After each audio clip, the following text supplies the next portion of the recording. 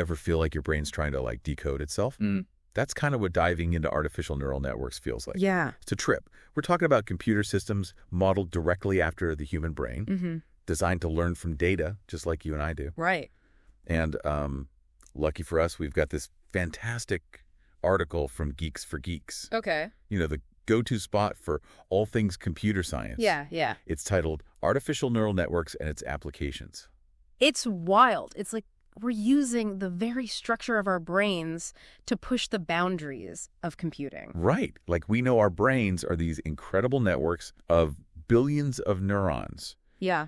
each connected by synapses. And those synapses, those tiny connections, they're the inspiration for how artificial neural networks are built. Oh, wow. Just like in our brains, ANNs have these interconnected nodes that, they mimic neurons. Okay. So instead of a messy bowl of spaghetti, picture like a super organized network. Yeah. Almost like a circuit board, but way more complex. Yeah. Each connection between those artificial neurons, kind of like a digital synapse, has a specific weight. Exactly. And that weight determines how strongly a signal travels between those artificial neurons. So it's like some connections are superhighways for information, and others are more like back roads. Think of it this way. Every time your brain processes information, those synaptic connections, they're either strengthened or weakened, Right. which shapes how you learn and react. Weights in ANNs, they mimic that process, Okay. allowing them to prioritize information, learn from data. So it's not just mimicking the structure. It's like ANNs are trying to replicate how our brains learn at a fundamental level. That's wild. And the really cool part is how these ANNs learn. Let's say we want to teach one to recognize a cat. Okay. Not as easy as it sounds for a computer. So we're talking about showing it thousands of cat pics. Someone's got to find all those photos. Precisely. Each time the network sees a cat picture, it tries to identify the features, the pointy ears, the whiskers, you name it. But here's the kicker. When it gets it wrong, and it will at first, it actually learns from that mistake. Does it have a digital oops moment? Think of it as a feedback loop. The network uses a process called backpropagation, Okay. where it compares its output, what it thought it saw, with the correct answer. Based on the difference, it goes back and fine-tunes those weighted connections between neurons. It's like when I try a new recipe and burn the cookies. Yeah. I adjust the oven temp next time. Exactly. It keeps repeating this process, becoming more and more accurate with each cat photo. Wow. That's how it learns to distinguish a fluffy Persian from, say, a hairless Sphinx. Okay, that makes sense, but there's got to be more to it, right? ANNs aren't one size fits all, are they? You're spot on. Just like our brains have different regions for different tasks, there are different types of ANNs, each with its own specialty. You're catching on quick. Let's say you're scrolling through a photo album. Your brain, it effortlessly recognizes faces and scenes. Right. That's something convolutional neural networks, or CNNs, they excel at. So CNNs are like the visual learners of the ANN family. Exactly. They use this special technique called convolution, Okay. which helps them analyze images in a way that mimics how our own visual cortex processes information.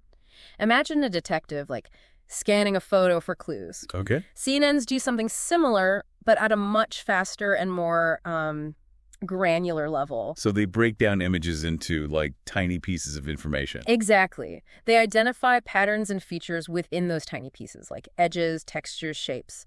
Then, layer by layer, they build up a more complex understanding of the entire image. Oh, wow. It's how facial recognition works. Right. Those algorithms are basically CNNs trained on massive data sets of faces. Wow. That's how Facebook knows it's me in that embarrassing vacation photo.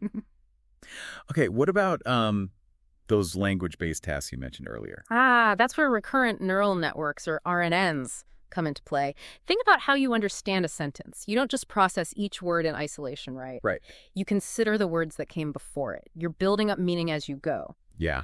RNNs do something remarkable. They have this built-in memory that allows them to remember previous inputs in a sequence. Wait, hold up. They actually remember. I'm picturing a tiny computer with a notepad scribbling down everything it hears. It's not quite like that. Okay. But you're getting the idea. RNNs have these things called hidden states. They act like a memory bank. As they process a sequence of data, like words in a sentence, they store information about what they've seen before in those hidden states. That's how they can understand context and relationships between different parts of the sequence. Okay, that makes sense.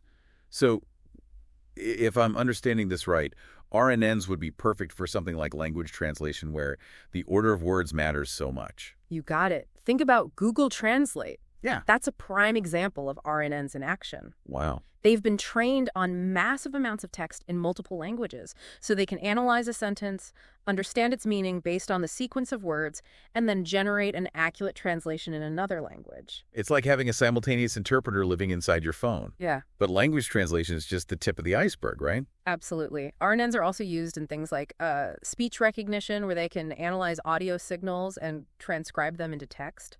They're used to generate captions for videos, compose music, and even predict stock prices based on historical data. Okay, now I'm really starting to see how these ANNs are all around us. They're not just some abstract concept anymore. They're powering so much of the technology we use every single day. And it's not just about convenience or entertainment. ANNs have the potential to revolutionize entire industries. You're talking about more than just personalized ads. Oh, much more. Think about healthcare. Imagine a world where algorithms can analyze medical images with, like, superhuman accuracy, catching diseases earlier than ever before. That's incredible. And it's not just healthcare. Right.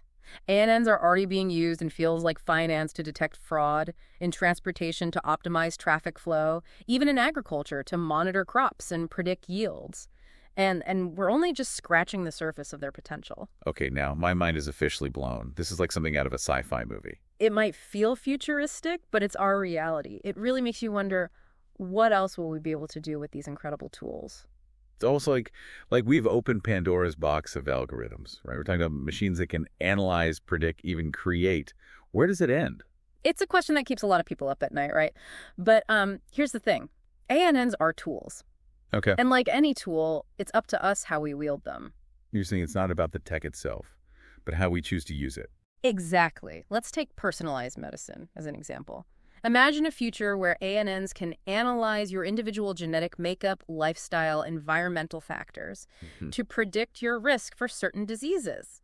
So instead of a one-size-fits-all approach to healthcare, it's like having a medical team tailored specifically to you. Precisely. That's the kind of future ANNs could help us build. Or think about environmental conservation. Okay. ANNs could be used to analyze climate data, predict natural disasters, Right. even help us develop more sustainable practices. Okay, now we're talking about using ANNs to solve some of the world's biggest challenges, but I also keep hearing about the potential downsides. What about those? You're right to be cautious. Like any powerful tool, ANNs can be misused. Right. It's crucial that we're mindful of things like data privacy, Yeah. ensuring that these systems aren't used in ways that violate our rights or discriminate against certain groups. So it's about building safeguards into the system from the ground up. Exactly. It's about making sure that these technologies are developed and deployed ethically and responsibly.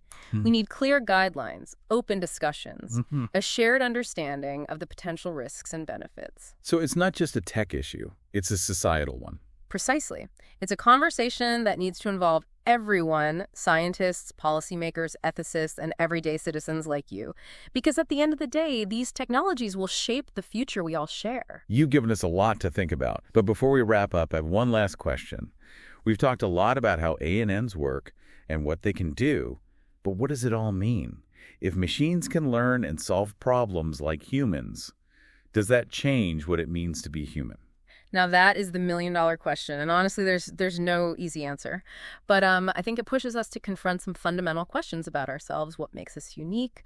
What is consciousness? What does it mean to be intelligent? It's like ANNs are holding a mirror up to our own minds. In a way, they are. They challenge us to think differently about our place in the world. Well, I think we've officially reached mind-blown status for today. This deep dive has been incredible. It's been a pleasure exploring the world of ANNs with you.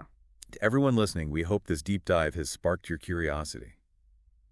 ANNs are complex, powerful, and constantly evolving, but by understanding them better, we can help shape how they shape our future. And who knows what incredible breakthroughs await us just around the corner. One thing's for sure, the journey into the world of artificial intelligence is just beginning. And that's a wrap on today's deep dive. We'll catch you next time for another fascinating exploration of the world around us. Until then, stay curious.